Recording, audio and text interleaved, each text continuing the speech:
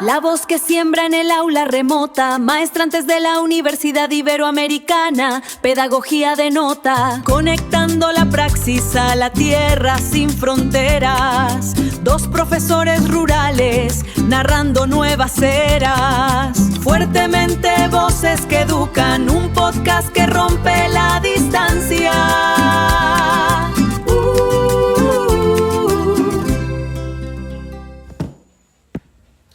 Hola a todos, bienvenidos a un nuevo episodio de Voces que Educan.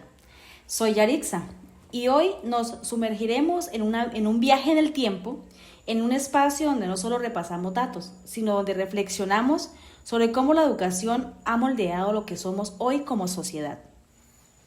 Hola Yarixa, qué gusto estar aquí. Hoy tenemos un tema que es la columna vertebral de nuestra identidad. La evolución de la educación en Iberoamérica durante los siglos XIX y XX. Hablaremos de sueños, de revoluciones y por supuesto de grandes retos. Exacto, Jordana, porque entender el pasado no es solo por cultura general, es la única forma de analizar por qué nuestras aulas actuales se ven como se ven. Vamos a ver cómo esas reformas de hace 100 años siguen vibrando en nuestras escuelas hoy. Empecemos. Si nos situamos a principios del siglo XIX, el panorama era caótico, pero esperanzador. Tras las independencias, los nuevos países necesitaban algo que los uniera, y ahí entra la Ilustración. Ese punto es vital. La educación deja de ser un privilegio de las élites religiosas para intentar ser una herramienta del Estado. Se buscan pasar del rezar y obedecer al pensar y producir. Aparece la ciencia, la razón y de ese deseo de pensamiento crítico que tanto mencionamos hoy, aunque en ese entonces era apenas una semilla. Y no podemos olvidar el modelo lancasteriano. ¿Te acuerdas? Donde los estudiantes más avanzados enseñaban a los más pequeños. Era una respuesta a la falta de maestros. Imagínense la presión de esos niños enseñando a otros en salones enormes. Imagínate. Cierto, la educación se convirtió en el motor para construir identidad nacional. Había que crear ciudadanos que se sintieran colombianos, mexicanos o argentinos. Pero aquí viene el gran pero, el acceso. Sí. Las universidades empezaron a brillar, pero solo para unos pocos. Mientras en las ciudades se discutía sobre derecho y medicina, en nuestras zonas rurales la brecha era un abismo. La desigualdad que vemos hoy en el campo no es nueva, nació con la misma república. Voces que educan. Damos un salto al siglo XX. Aquí la cosa se pone un poco seria, porque los sistemas educativos se estructuran de verdad. ¿Qué hito destacarías tú, Yarixa? Uy, sí, sin duda, Jordana, la reforma universitaria de Córdoba en 1918, eso fue una revolución. Los estudiantes exigieron que la universidad fuera democrática, autónoma y que los profesores no fueran elegidos a dedo por la iglesia o el gobierno. Esa chispa argentina se extendió por toda Iberoamérica.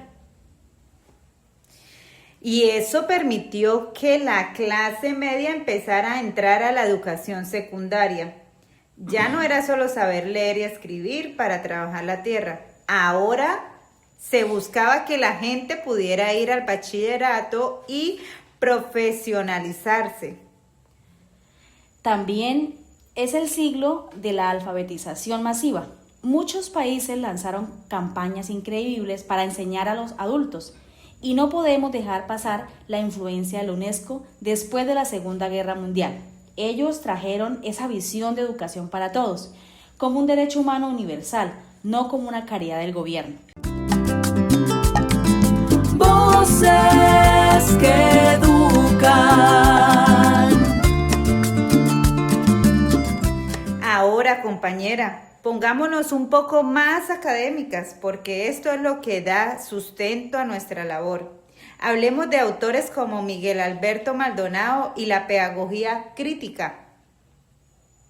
Claro, Maldonado nos invita a algo fascinante, cuestionar la realidad. No se trata de que el niño se aprenda los ríos de memoria, sino de que entienda por qué ese río está contaminado o a quién beneficia su cauce. La pedagogía crítica es, en esencia, un acto de libertad. Así es, se conecta directamente con la teoría crítica. Esta nos dice que la educación puede ser una herramienta de liberación o una de opresión. Si enseñamos solo a obedecer, estamos repitiendo las desigualdades del siglo XIX. Pero si enseñamos a pensar, estamos transformando el futuro. Es que muchas de las barreras que hoy vemos en el aula, como la exclusión por nivel socioeconómico, son estructuras que vienen de atrás. La teoría nos ayuda a identificar esas cadenas invisibles para poder romperlas desde el currículo. Llegando al presente, la pregunta es, ¿qué hemos aprendido? Hoy tenemos tecnología y más escuelas, pero la desigualdad rural sigue siendo nuestra gran deuda pendiente en Iberoamérica. Totalmente. Como futuras magíster, nuestro reto no es solo dictar clase, es ser curadoras de contexto. Tenemos que adaptar lo que enseñamos a la realidad del estudiante. Ya este es una ciudad o en lo profundo del campo. Si la historia nos enseñó algo, es que la educación es política y es transformación social. En conclusión, hemos avanzado kilómetros, pero el camino sigue. La educación iberoamericana es una historia de lucha constante por la dignidad. Perfecto, gracias por escucharnos en este episodio de Voces que Educan. Esperamos que esta reflexión les sirva para mirar sus propias aulas con ojos diferentes. ¡Hasta la próxima! ¡Nos vemos! Bye bye.